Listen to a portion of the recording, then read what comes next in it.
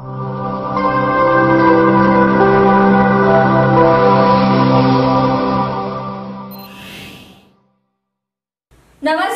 N24 मराठीमध्ये आपलं स्वागत. पाहूयात आजच्या विशेष घडामोडी.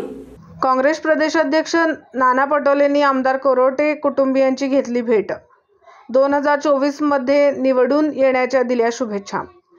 काँग्रेस प्रदेश अध्यक्ष नाना पटोले हे गोंदिया जिल्ह्याच्या दौऱ्यावर आले असताना त्यांनी गोंदिया जिल्ह्यातील काँग्रेस पक्षाचे देवरी आमगाव विधानसभा क्षेत्राचे एकमेव आमदार सहसराम कोरोटे यांच्या निवासस्थानी जाऊन कोरोटे कुटुंबियांची भेट घेत 2024च्या विधानसभा निवडणुकीत आपण पुन्हा काँग्रेस पक्षाचे आमदार म्हणून देवरी आमगाव विधानसभेतून निवडून याल अशा शुभेच्छा नाना पटोलेंनी आमदार कोरोटे यांना दिल्या असून यावेळी नाना पटोले हे देवरीत येताच काँग्रेस कार्यकर्त्यांनी फटाके फोडून त्यांचा स्वागत करण्यात आला. तर आमदार कोरोटे यांनी नाना पटोले हे कोरोटे भवनात येताच त्यांचे शाल श्रीफळ आणि पुष्पगुच्छ देऊन स्वागत केले.